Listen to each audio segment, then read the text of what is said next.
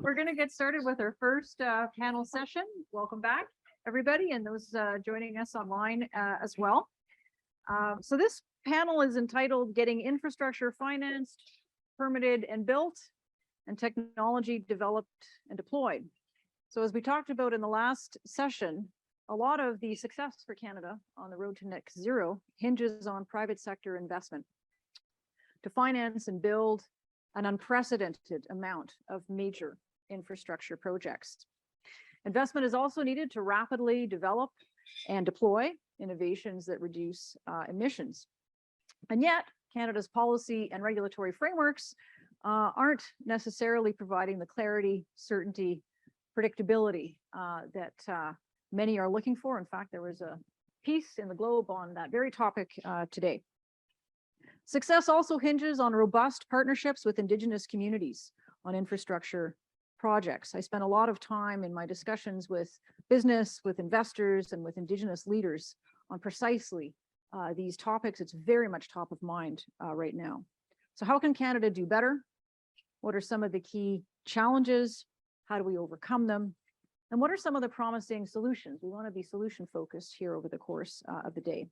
We've got three tremendous speakers to help us answer these questions. You've got bios in your agenda, so I won't spend time on the bios, but just beside me and moving over, we have Michael Cleland, Positive Energy Executive in Residence, Goldie Hyder, CEO of the Business Council of Canada, and Sheldon Whitney, President and CEO of the Saskatchewan First Nations Natural Resource Center of Excellence. I can't think of a better panel to take on this topic. So we're going to begin with brief opening remarks from each of our panelists and then move into a discussion. Mike, we're going to start with you. Okay, well, thank you, Monica. I'm going to, in my lead-off position, what I'm going to do is talk about some work that we recently did at Positive Energy, which took the form ultimately of a report that was issued last fall called Energy Project Decision Systems for Net Zero, Designing for Functionality, Adaptability, and Legitimacy. So brevity was not its particular virtue, but it does say a lot about what we looked at. It was a comprehensive research study, took place over about 18 months, and we looked at the historical evolution of 5 Canadian decision systems, 4 provincial, 1 federal, with a focus on the independence of regulators. Involved literature review, interviews, workshops with the decision makers, and so on, all our normal way of going about these things. I want to emphasize that by decision systems, we mean the chain from policy through planning to regulation. And that's actually a pretty important point. And of course, as we went into this, it became clear that the real underlying question concerns the effectiveness of decision systems. What does that and what does that mean? And to what extent does regulatory independence influence effectiveness? So of the 5 cases, and I won't list which ones we looked at for the moment, but in 3 of them, there was a strong and ongoing tendency, and has been and continues to be, to take individual project decisions away from regulators and put them back into the hands of the political executive. In 2 of the cases, they've been relatively stable. So what did we find and what did we conclude? I'll say that the observed tendency to bring things into the hands of the political executive is understandable. Impatience to drive change or directly shape energy development, combined with a feeling that there needed to be direct political accountability.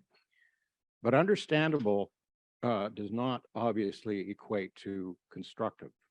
And we would argue that that tendency has not been terribly constructive. All in all, we concluded the effect of the past 2 decades of change has been to make decision systems less effective. And by that we mean now comprising 3 main factors. First, and this goes to the title of the report, capacity to facilitate desirable development in a desirable way. In other words, functionality. Second, ability to adapt to a rapidly changing world. And third, a capacity to sustain real and perceived legitimacy. As we look to the future, one thing is clear, and we've talked about this and we'll see more of it. There is a volume of projects coming at us, the likes of which is unprecedented if we are even the least bit serious about transforming our energy systems so that the bulk of end use is in the form of electricity, hydrogen, and on and on and on from there. We're talking about a massive change in our energy systems in a very, very short period of time. So more than a doubling, according to Rob, a tripling, and a lot of people would agree with that, of power system capacity, generation projects, which will often be controversial, transmission systems, more controversial still, and greatly increased interjurisdictional cooperation. With all that, still, whether some people like it or not, we're going to see hydrocarbon projects maybe for many years to come, albeit with abatement largely in the form of carbon capture, utilization, and storage. And all of that is going to involve regulatory decisions of one sort or another, which means securing and sustaining the confidence of investors, of communities, and the public at large. What that means is that we are going to need very highly effective decision systems.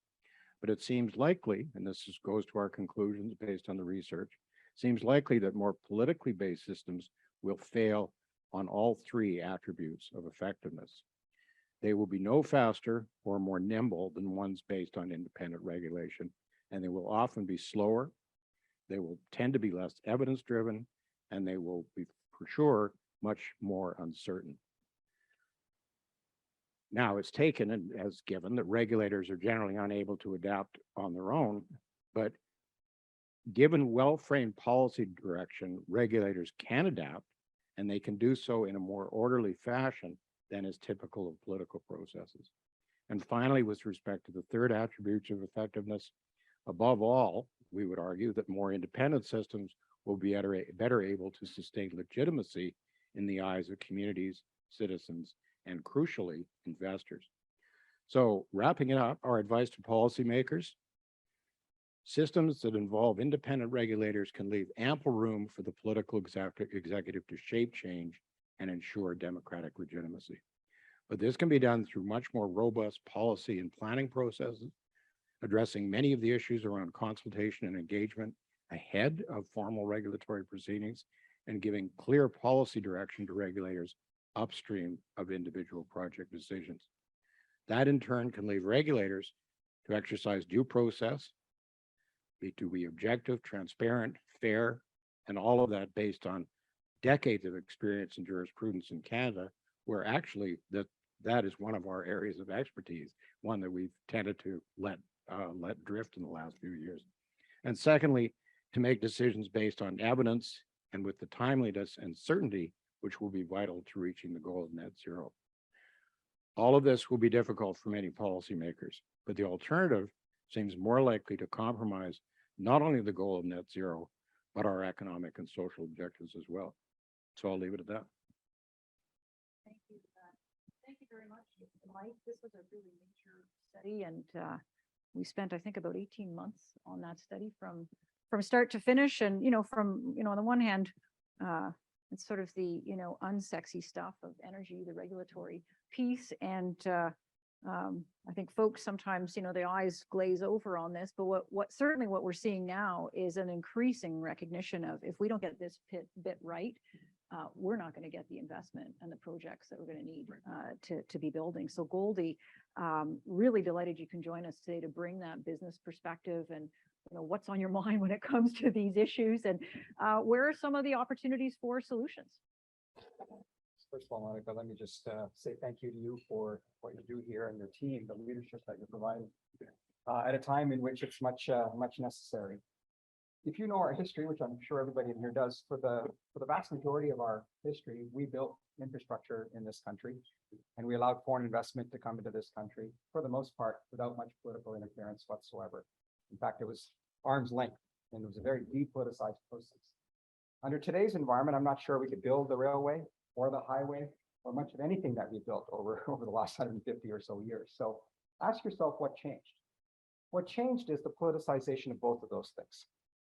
Under the conservative government, sorry, Mark, I think I saw Mark in here, but we really, the events of investment, foreign investment driven by the BHP investment and CNOC and other things suddenly became news. People never talked about these things before. They were happening. In fact, every foreign investment was approved before that, usually because if an investment came in and was told you have no chance, they were told that early and they walked away. So he said, everybody saved that problem. The rest of us all got told, you have a chance, but there will be conditions that you need to probably comply with and so forth. And so the investment went forward. Most Canadians never talked about it. Most Canadians never discussed it. Most Canadians probably didn't care, but the system worked. Then you fast forward to this government where the infrastructure issue became politicized with a retroactive cancellation de facto of the gateway, once approved by a previous government, which is a side point, by the way, I want to come back to at some point, which is business used to be able to have some confidence in convention. The idea that you might run against things, liberals ran against GST, but it stayed, right? Because you don't actually get rid of things that are working. You can run against it, but you don't change it. We no longer have that confidence, particularly in the United States, where on day one, the goal is to reverse what the other guy did on day one. So that's in and of itself a problem. The government asked TransCanada, named at that time now TC Energy, to reapply after spending $800 million on the Energy East project. These kinds of things have consequences, and the consequences around the world became, you're an unreliable place to invest, and you haven't proven the capacity that you can build anything. So if a government official was here, they would tell you that FDI is doing really well, it's up, and all of that is actually true. It's in technology and it's in soft stuff. It's not in hard stuff. We haven't built a millimeter of pipe, unless you're going to count the TMX twinning here. We haven't done anything in almost 2 decades. People notice. I was just in Korea, and I've been in the United States 4 of the last 6 weeks. I've had the European ambassador in my office twice. I've had the Ukrainian ambassador and others. A new narrative is forming. And the narrative is that Canada is actually hoarding its energy. That you have what we need to live our values, which are your values, but because we can't get the resources, you can't get us resources. You're one of the countries, you're not the only country, but you're a primary contributor to sharing your energy, and you're unable to do it. So on the one hand, we were asked by the United States and by Europe, what can you guys do today? Well, the answer was we can put 200,000 to 300,000 barrels on a train and send it to you on rail. And that's all we got for you. But let me remind you, you canceled a pipeline that was going to be 800,000 barrels a day in Keystone. You canceled 600,000 barrels of Russian oil. You went to offset that by phoning us. We could only give you 200 to 300. You've now phoned Iran, Venezuela, and Saudi Arabia. 2 of the 3 countries have not returned your call. You're going to have to eat your words on MBS being a pariah, and you're going to go over there and beg for oil shortly. They're working on that for him to go to Saudi Arabia. They've tapped into 230 million barrels of reserve and told the private sector, you be ready on the day after that to start making 1 million a day. So much for climate change, so much for energy, the narrative that's being used down there is bizarre, and it's having consequences, right? I mean, remember, just last week I was at the Summit of the Americas. The president of Mexico didn't come because he wanted Venezuela to be invited in Cuba. Well, they wouldn't invite Venezuela, but I said to the secretary, the State Department, I said, but it's okay to buy their oil. Just don't come to a meeting in Los Angeles. The hypocrisy that's going on down there is mind-boggling, but it's having consequences up here. What it needs for us is to say, we've got to get our own act together. We have relied exclusively on being able to move north-south. That's been our problem. And even TMX is primarily going to the United States. There are some places that it can go beyond that. Kitimat is 3 years away from being finished. It's one opportunity for LNG facility. We have no access to the East Coast, which is what we're going to need to help Europe. So the Europeans are asking us point blank, can you get us anything in the next 10 years? Because we have a plan to wean ourselves off autocratic oil and autocratic gas. Remember, when Russia invaded Crimea, sales to Europe went up 25%. So if you're a business, that's a pretty good marketing thing, right? I marketed and my sales went up 25%. I'll try that again. He knows he's got them because no one else is able to supply them. So we've got to respond to what I think is our moment. The positive is that this is Canada's moment. We have an opportunity, you in particular have an opportunity to reset, recast, recalibrate a debate that we've lost largely to movements on both extremes, one who doesn't believe it's happening, which is a lesser of a group today, and those who think that we need to turn everything off tomorrow or now. Why wait till tomorrow? Today, let's turn it all off. Most people, I think, are in the moderate, centrist, progressive middle that recognize that there is a demand for the product. OECD numbers show for the next 30 years, the demand's like this. So you can satisfy yourself and turn off Canadian oil. Overall Canadian emissions are 2% of the world. They'll be replaced tomorrow in China and India. So you feel good, but you've done nothing to contribute to actually bringing emissions down. So the failure to attract foreign investment in hard infrastructure is real. My members talk about it regularly. We've spoken to the government about it regularly. You can't spin your way out of this with just a good narrative. There's no evidence of our ability to attract investment to build hard infrastructure, okay? I mean, take the TMX. I don't know if anybody's here from there. We had Ian Anderson at our meeting last month in Calgary, and just as sort of a road show for him as he's retired. He talked about how, and like we said, how is this price doubled? He said, believe it or not, I'll just give you one anecdotal example. He said, we came across a robin's nest. And that robin's nest prevented us from moving on the pipeline for 2.5 months. He said, we're not driving up costs because I'm a poor manager or my people don't know how to manage money. We're complying with every requirement that comes up. And there's cost to all of that. At what point is this lunacy? That's why I said earlier, I don't think we could build the highway today, the national highway or the railway today. Probably would not be able to happen. So infrastructure combined with investment are the two big things that I think we should talk about. And there are examples of where we can look to. Just before COVID started, my trip was to Australia. I went, as far away as I could possibly go to go and meet with two groups. One is the regulatory body based in the Prime Minister's office that says you cannot add a new regulation without telling me its purpose and what regulations you're going to get rid of. Okay, and that's in the Prime Minister's office. That tells you everything you need to know. And then the second group was called Infrastructure Australia. Imagine my surprise when I met with the leads of Infrastructure Australia to be presented a deck that said we copied Infrastructure Ontario. I'm like, sorry, wait a minute here. I went all the way around the world to learn that the model that you're using is Infrastructure Ontario, except that they're just doing it better than we are. Infrastructure Ontario hasn't allowed anything to happen in the Ring of Fire. We can't build a road to the Ring of Fire. Now we're going to pivot to critical minerals, and we have the same infrastructure problem there. No access to ports, no roads, and so forth. Obviously, Indigenous communities are going to be an extremely key part of how to get the so-called social license to move forward on this, and that's starting to happen. And I'm just going to plant a third thought that I didn't see in your documents and stuff, but I hear from my utilities members in particular, and that is we are all bypassing our consumers. We're not having an honest conversation with our consumers. And governments ain't telling them. Governments are not telling them, you get a carbon tax, you get a rebate. Oh, great. So I'm all for the environment as long as I got the rebate. But just to be a good sport, here's $100 from me for the year from my utilities bill that I want to go towards climate change. Well, that's great, but I need like 100 a week, maybe even more than that, for you to be able to do the things you need to do, converting things, right? Particularly if you need a heat pump in your home and so forth. We're not talking to our consumers, and we saw what happened in Europe. You turn the switch on too fast, or one off too fast and one on too fast, and natural gas prices go up 500%. What's the first thing politicians will do?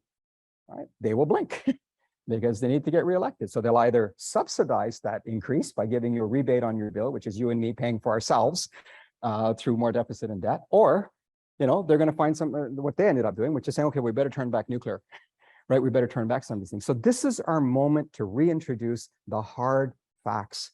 This is the reality. We need both. The transition is not either or, it's and. And I think our community in Canada, business community in Canada, we're there, we understand the net zero challenge, but we also remind people it's net zero. It's not zero. There's emission producing industries offset by emission reducing industries to give you the net effect of zero. Some on this side of the equation just say, no, everything should be zero. But that's not what net zero is. We should have called it zero then. We misnamed it. Right? So that's some of the stuff that I think we've got to drive back and push back. But I think the consumer angle is key, because the fear we have as business communities is this. We're operating on the assumptions that regulatory frameworks and policies that are being announced are going to remain. But what I just said to you earlier about convention, to close on that point, what happens if the next government, because there's not going to be one government for the rest of my life, there's always going to be somebody else, comes out and says carbon tax is gone. We're going to remove that. And that long-term incentive tax credit on which you based your spending on doing carbon capture investments, boards made those decisions, that's gone as well. Well, for the most part, not exclusively, but for the most part today, carbon capture is a cost, right? And now we're going to have a cost of building the pipeline to store it somewhere. Maybe someday there'll be fibers around it and so forth. So who's having these conversations that we can get the predictability and certainty? Because even if you get the framework right, if we don't have confidence the framework has longevity to it, you won't get the investment. Lots there. You asked.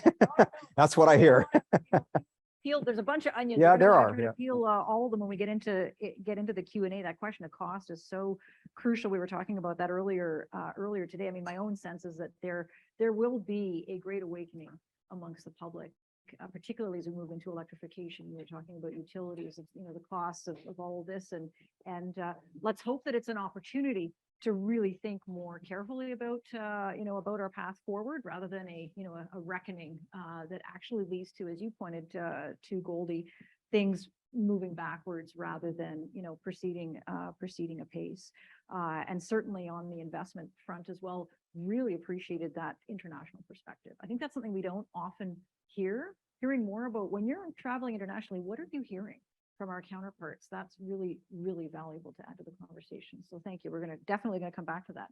So Sheldon, you know, you've been working on a whole host of different projects, not only within your own community, but also now as president and CEO of the Center of Excellence.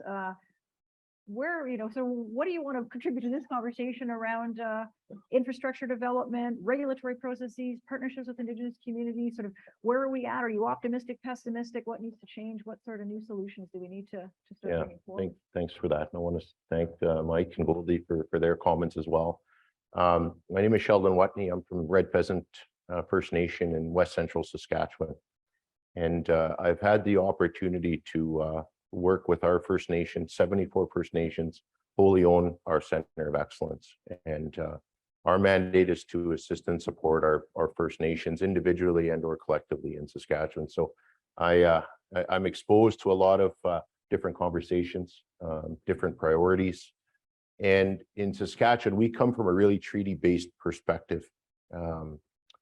My parent organization is the Federation of Sovereign Indigenous Nations as well. So I'm responsible to report back in and take direction from the 74 chiefs in assembly. So obviously within my role, I move from the technical business approach to the political approach as well. And, you know, I'll say largely our conversations in Saskatchewan really revolve around the protection of resources. And unfortunately, that's the you know, I guess mode that we're in. But I think having increased exposure and inclusion in projects and infrastructure and creating those opportunities, that's going to help us mature over the years. I think that, you know, if we go back, you know, many years, but I think it's a very important perspective for people to understand is that I'm from the area called Treaty 6, and we're part of the number of treaties. And it's not often that corporate Canada, whether it's Toronto, whether it's Calgary, are exposed to our understandings as we discuss them and as we're taught them. But we understand that from perhaps a social license perspective, from a policy, regulatory, legislative perspective, those are our understandings. As we sign treaties, we're still in that mode to get that understanding right. And oftentimes we understand the need for energy, the need for infrastructure, but we're still looking at righting a wrong from 1876, which creates the complexity around, well, how do we be involved? How do we get involved in a project that's going to exploit, you know, exploitation, and creating infrastructure, because we're consumers too. But at the back of our mind, we're still trying to right this wrong to take our proper footing so that there's proper mutual benefit via treaty agreements, nation to nation agreements that the federal government talks about. So as we move into conversations around energy development, it becomes difficult because we're finding ourselves put in situations where we may get labeled as a consumer, but there's still this issue back here. So I think that's a very important context for industry, for those in government that are here, to continuously work towards that. Because when you look at aspects of reconciliation is different for everybody. It's different for me, it's different for you. What does that mean to you? And some people will go the extra mile. Some people will let policy or regulation do the work for them. And that's regulation. If I follow this, then you know, I'm helping the reconciliation pathway.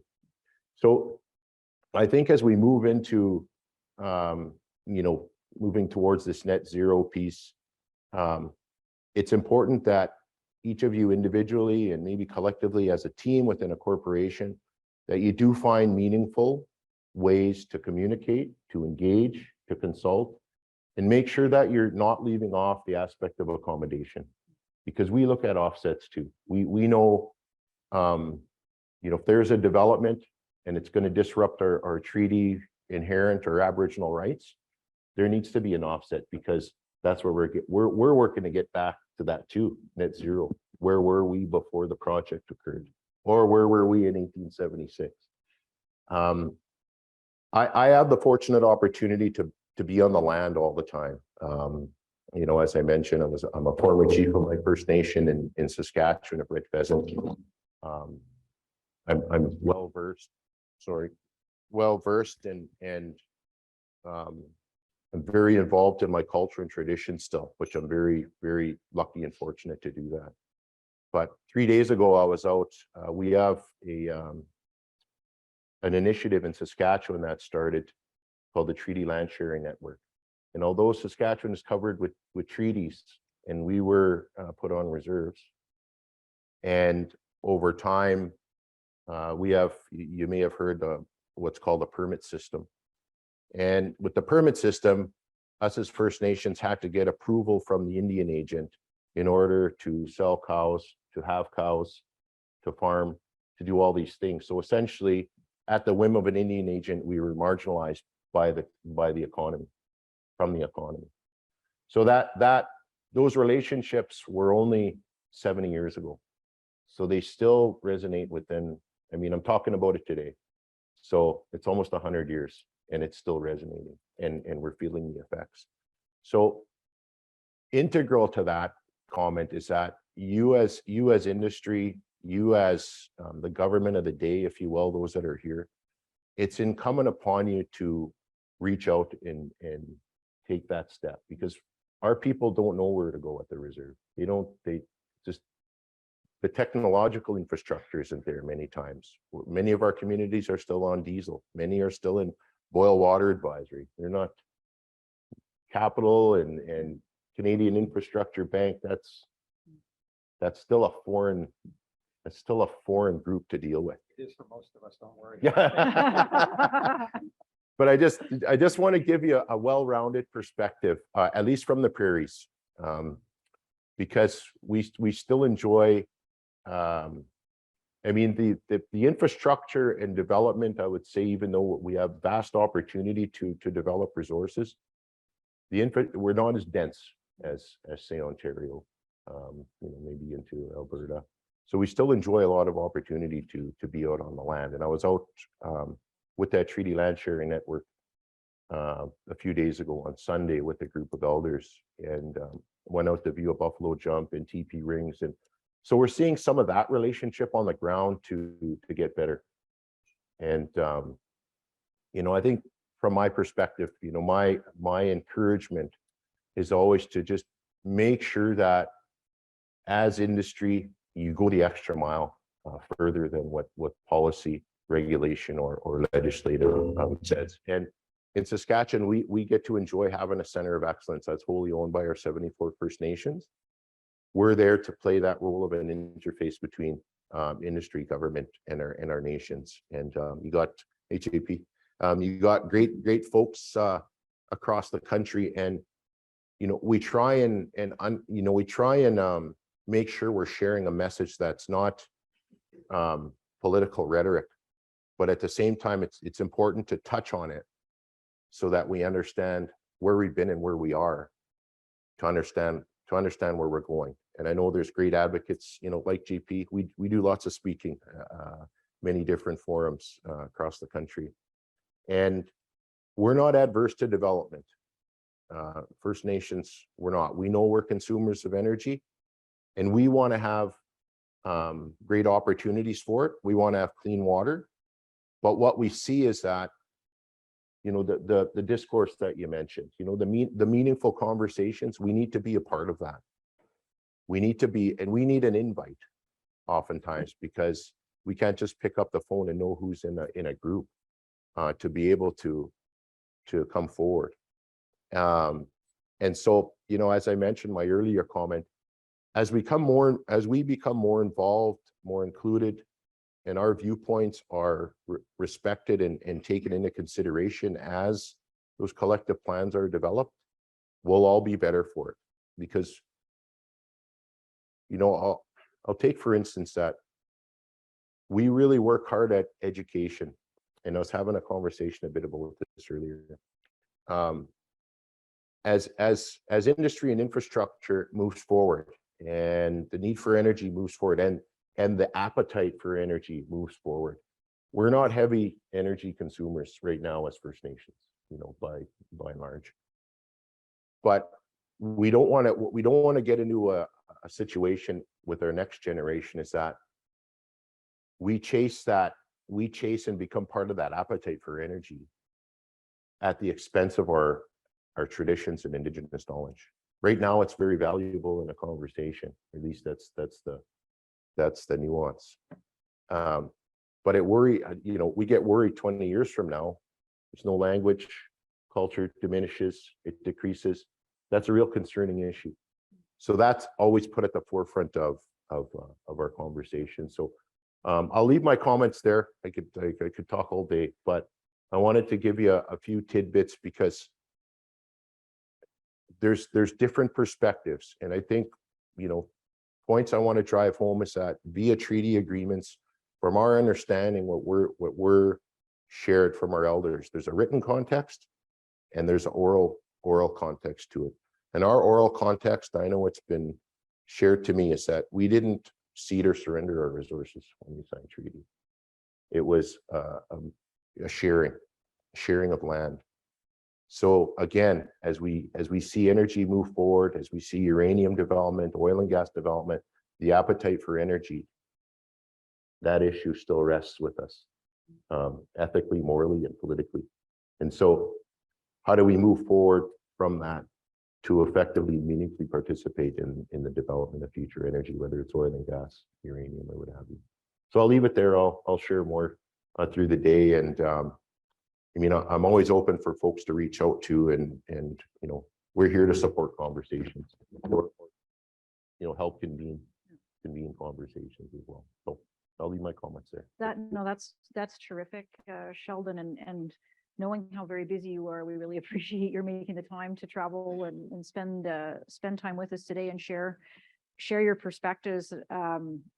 Can you just, before I have a general question for the group, but I wanted to just follow up on something that you said, Sheldon, in terms of, you know, companies going the extra mile. Can you think of an example? Like what would that look like? Because I think that's a really important distinction to be drawing between, you know, what policy and regulation says, and sort of, you know, almost not to be too pejorative, but like a box ticking exercise versus what it actually looks like to be going that extra mile and developing a meaningful relationship. I think you know, there are many good examples, but you know, early engagement on projects is extremely important. And I know we hear that, we don't always see it, or we see one or two do it and others not. But I think really taking into consideration what, you know, how would I say it? Similar to the comments I made, it's important to understand from the ground up or under the ground up what those what the understandings are from a First Nations or Indigenous worldview. I'll say First Nations because I'm First Nation. Because our understanding and ties to the lands are very dear and important, and it impacts us. And we've been resource managers for, you know, since time immemorial. And that early engagement and understanding for you as industry or you as government is extremely important, because what happens is a group will get together, maybe engineers, maybe others, we have an idea, and then we'll start rolling. You start rolling with it, and then down the road, you know, we'll include the First Nations or Indigenous people. We're dealing with that with a rink right now. It's just a hockey rink, but funding's all there. Everybody's in line, they're ready to dig, but now you have to consult with the First Nations. So then they turn to me to help them speak to bands, but it's, I mean, you're already, you know, ways down the road. The projects that I referenced earlier, both Gateway and East, the greatest support for the pipeline was on the route of the pipeline, including from Indigenous groups, like 26 of them in the Gateway, for example. It's the Champagne Socialists in Rosedale who are like, hang on a minute, this might come near my Muskoka cottage or whatever, that were upset. It's interesting that the companies were doing the right things. They were already engaged. This isn't rocket science. They were maybe late to the game to start, but when they got into it, they were into it all in. And that's a normal business practice now, to engage all. So it's interesting to see where the support was. It's on the route of the pipeline. Township by township, letters were received from mayors and others saying, we support. You've satisfied our safety concerns. We prefer it in a pipe over rail. We support the fact they're getting royalties. There was a safety message. It was understood. Yeah, so I think that was kind of the next point I was getting to, is that the meaningful opportunities for business is that's the next tier encouragement. We do have some examples now where we're getting into the $100 million, opportunity agreements with First Nations. So I guess the overlying theme will be just to ensure that it's meaningful to all those involved. And sometimes it'll be business opportunities, because when leadership enters into agreements, like I mentioned, they're looking at making sure they don't have to boil water. It's social issues that they're trying to help out within their community. And oftentimes it's, just like anything else, they have to subsidize government funding, if you will, to make sure they get things to where they need and rely on industry for that. So I want to get to questions from the audience, but before going there, I also want to get to sort of solution seeking. So, when we think about energy project decision making in Canada, it has tended to be kind of on a project by project basis. And as Mike has laid out, our research has really underscored the extent to which in multiple jurisdictions that's become increasingly politicized, which leads to the kinds of outcomes you were just talking about, Goldie. Should we be thinking about that whole paradigm differently? So just as a concrete example, and I've had this discussion with a number of people from Indigenous organizations who say, if there's a solid partnership between proponent and an Indigenous community or a set of Indigenous communities, that should be good enough. One and done. Regulators should say no over and above that. We could develop whether it's an expedited process or a different kind of a process. Just a small example of the potential, path forward. But what are some of the paths forward to kind of rethink these systems that we know are going to need to change if we're going to stand any kind of a chance of building the sorts of infrastructure we're going to need in the years ahead? Maybe I'll start with you, Goldie. You're looking like you wanted to jump in there. Problem is we politicize decision making on both investment and infrastructure. So you have to solve that problem. And you can do that by depoliticizing infrastructure projects and investments, by having at least a return to some kind of an arm's length agency, whether it's a new one or a modified one. I mean, I think a lot of people lost in the budget that this infrastructure bank, which we all mock at from time to time, now has a new mandate. It's going to focus on energy. That was in the budget. A lot of people may have missed that. Well, maybe they're the one. Maybe we need to help them figure out how can they use the capital deployment to do that. We fought tooth and nail, my colleagues, John Dillon and Michael Golo here, who really run our policy on both the energy and the environment. We worked very closely on Bill C-69. Whenever it came out, opposed to it from day one. We wanted to be constructive right till the end. In the end, we just couldn't support it in the end because it didn't give the predictability and the certainty that we wanted. And the proof is there hasn't been any investment since the bill has come in to help us build any of these things. So it's possible that we do need perhaps an infrastructure agency a la Australia that I referenced that said, this is where it's going to go. This is the mechanism by which they'll be assessed. Yes, cabinet will of course have the opportunity to sign off on the certificate. But that's what they did for 150 years. The IRD, the Investment Review Division, others would send it in and they'd say, we recommend this. And they would say, great, who are we to overrule you? What do we know? Right. And that's another problem here. And I think is that whole education piece. I was with Minister Guilbeault in LA the other day, and I talked to him and Minister Wilkinson a week before that about this new push on natural gas, but we're going to tell you when to convert it quickly to hydrogen. And I said, okay, so time out here for a second. Listen to what you're saying. Invest tens and hundreds of millions of dollars in infrastructure. But at the whim, we're going to tell you to stop. You're going to have this stranded asset. You won't be able to recover the cost of it. I said, are you going to pay us back? How does this work exactly? No, that's not what we meant. Okay, then what do you mean? Because it sounds like you're telling us to hurry up and pivot to hydrogen. we're using that infrastructure and it's going to be the stranded cost. So if it's going to take 10 years or 20 years, then that's what we're going to need as a runway. So it's that understanding of how this actually works is so key, which is why cabinet shouldn't be making these decisions. They don't know for the most part. Yeah, no, and a lot of that, a lot of that understanding and that expertise actually resides, well, whether it's in industry, but in the public sector, it's in regulatory agencies. And the They second piece don't- I'm just going to say very quickly is this is an opportunity to, and I said this to both those ministers as well, identify 3 things right now that you're going to remove from the rigmarole of the macro processes that you have and say, these are priority projects for this country. We're going to show the world that we can get them built. We're going to reassure Europe and parts of Asia that we are getting ready to get our assets to you, right? And put them aside and say, these are expedited in some way. It's political will. Do you want to do it or don't you? The problem here is every time they give over here, they whack you over there, right? So you get a good argument over here. Some company gets, an extra extension on their review. Doesn't make sense. Yeah, yeah. Mike, I want to come to you, but before that, so Sheldon, how would something like that work at what Goldie's just put on the table in a context where, multiple First Nations communities, including those in Saskatchewan, would say, below the ground, there's an understanding that those resources belong to those communities. So you can have all the political will you want, see you in court if there's some disagreement over what's being developed. So how do you see all that coming together? Yeah, well, I agree. I just want to say I agree with Goldie's point about the independence piece. And I think it just leads directly into your question. As I mentioned around early meaningful engagement and inclusion as you move through and look at opportunities to be involved in an energy project or maybe a utility, the politicization of it creates a lot of issues for us as First Nations as well, because what happens at times is that the government then chooses winners and losers with projects. And so you see a faction of nations being involved, maybe from a treaty area, but all of those, there may be, let's say 40 First Nations all sign treaty, but they see one group getting an opportunity, or two in Saskatchewan and some from another province, let's say. So that's a real-time example.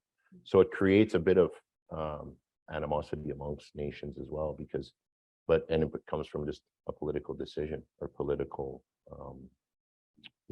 direction on where they want to go.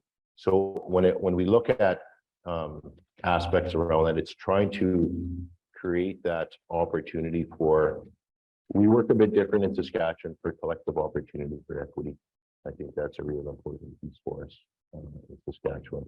And then further to that will be, providing that support for better knowledge and access to capital within the capital market. That's a big piece, and it's a steep learning curve.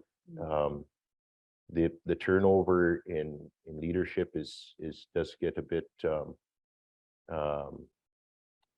It creates knowledge gaps, if you will, because you may have a chief and council that's in for a 2-year term, moving along with a project, and similar to the government, a new group may come along and say, "Oh, that's not a good project, so we're going to move over here."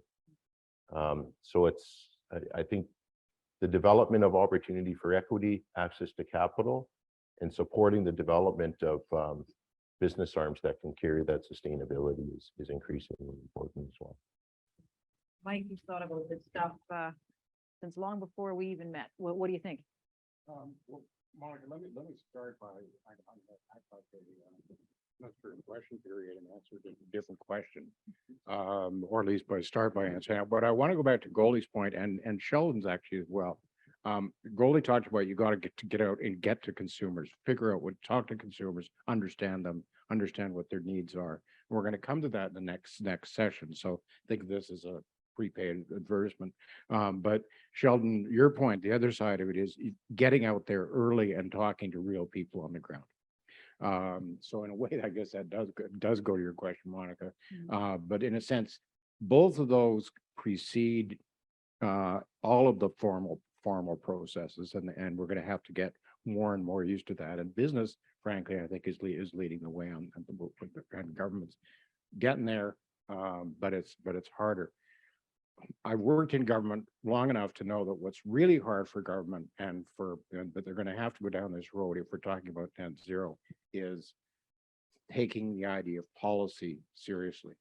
And I don't mean arm waving high level, yeah, we need to go in this direction and hopefully it'll all work out, but serious policy as to where we believe we want to go, and doing that in an ongoing process of consultation. Harder still is getting into planning, and I don't mean a plan. I mean an ongoing process of planning involving the various communities.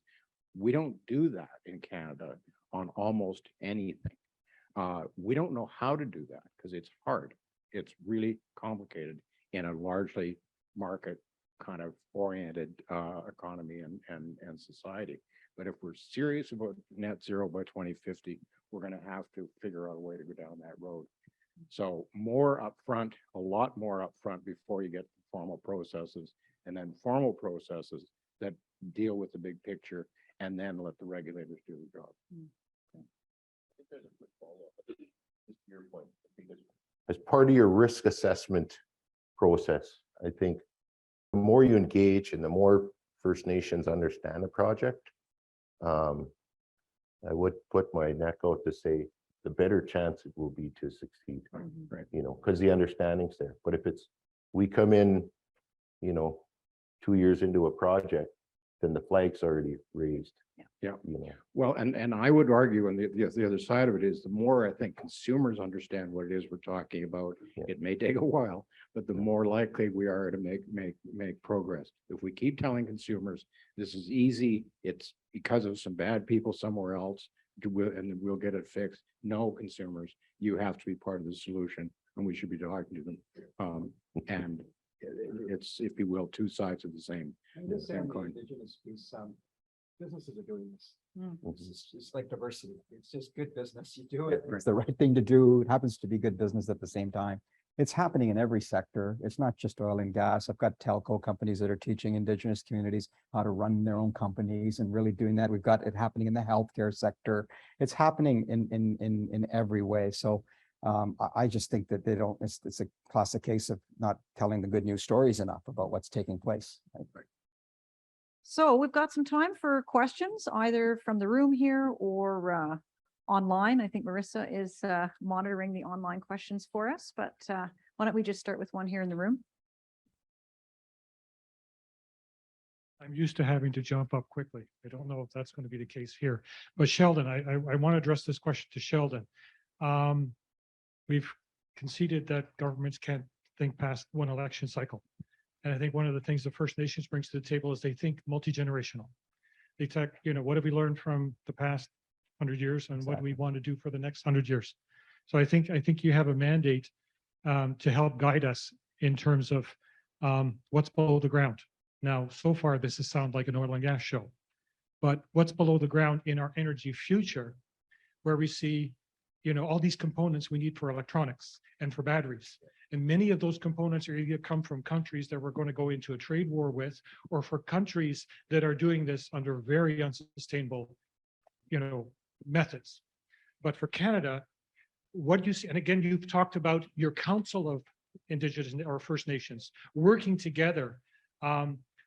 You know, are you developing a strategy for Canada to be a global leader in the development of those resources in a responsible way, so that Canada can have leadership in these materials that will drive the energy transformation?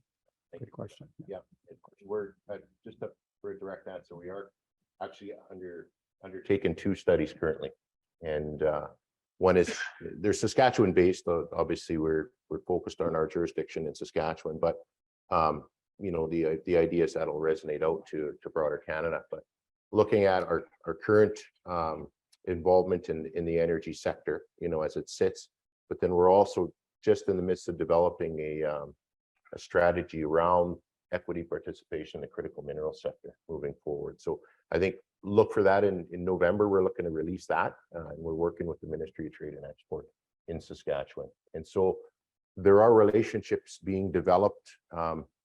I won't say that we're in a positive situation in regards to our jurisdiction, but we're working towards getting there and better the relationships based on you know, I guess more integration, if you will, or more inclusion in some of these studies that we're we're able to lead them on our own as a center on behalf of our nations, as opposed to someone else writing it for us. So I appreciate it. You said it's all energy, so I'm going non-energy place here for a second. The critical minerals piece is actually something else that we've been working very closely with the government on. You're absolutely right. We're about to get everybody to go buy electrical vehicles, and the battery is made of cobalt. And the cobalt content comes from China or Congo, which is de facto China. So imagine if they just said, we're not going to give you anymore. So we're all going to have these cars. We're going to have to figure out how to have a battery that runs on something else. That's where the innovation is going to come in. I mean, you'll know better than I, but what I hear from people is we probably know how to get 50% of the emissions that we've committed to get out of the sky, out of the sky. We haven't got a clue how we're going to do the other 50% probably, if you're being honest about it. We don't really know. And all of that's going to come from innovation. And that's going to come from partnerships. One of the main themes one of the few themes that came out of Summit of the Americas was whether you were from the extreme left or the extreme right or the center, everybody talked about the need for partnerships between government and business, and less so because of where I was, but Indigenous groups where they apply in cases like Canada, particularly, to innovate and to create that framework for innovation. So the government is spending a lot of money and luring capital investment in. LG just came in here, did a transaction where Magna is actually doing things in Korea. Name escapes me. Pepso, something like that. Anyways, Posky, I think it is. A Korean company came in here as well, with General Motors in Quebec. There's another one that's being done in partnership with a European company. So we have it and they will come. I mean, the entire United States has one nickel mine, right? Our problem is that the Americans think Canada's theirs. So they just talk about the critical minerals like it's theirs. It's not, it's ours. Our problem is they're in the ground and we haven't figured out how to get them out, and we haven't figured out how to move them. And the Ring of Fire is Ontario's oil sands from a economic impact perspective, but it's all in the ground. And we're also paying for very high electricity costs. Yes, and to the point of cost, as Mike noted, we're going to be getting into that in the next panel. I saw a question over here from Robert Crawhall from the CA.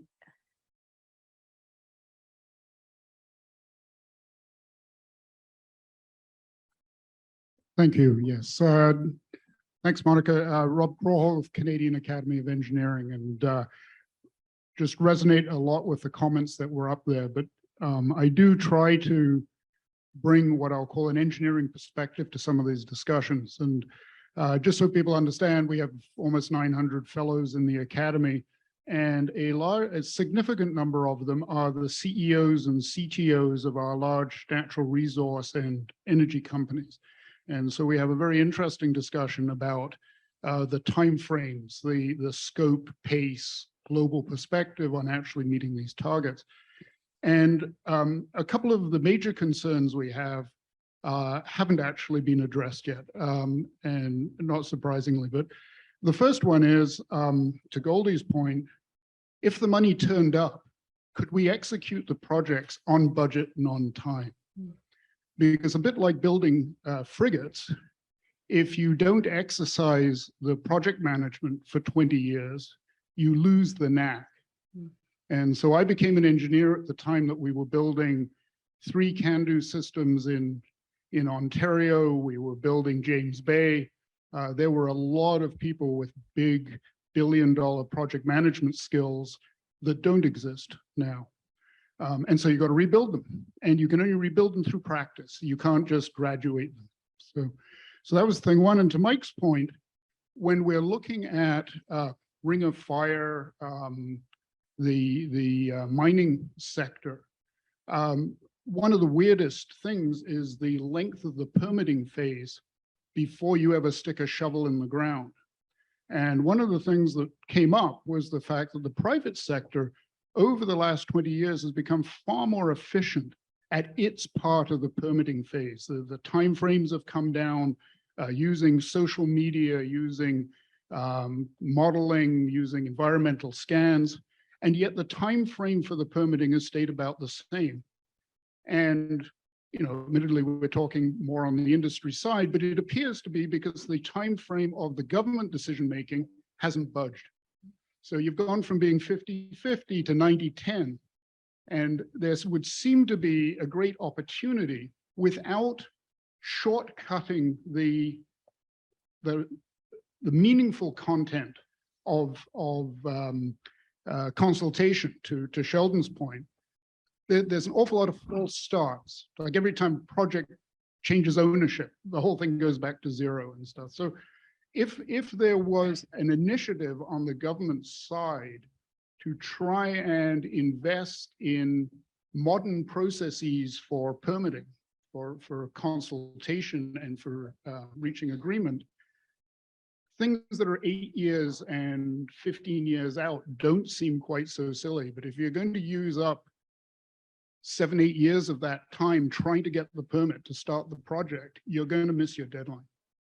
So just a couple of thoughts there on things that might actually help on. Yeah, and as you might imagine, Robert, we're quite seized with this at Positive Energy and looking to develop a study to move in precisely that direction. So just conscious of time, maybe quick final comment from each of you before we wrap up. I'll start with you, Mike.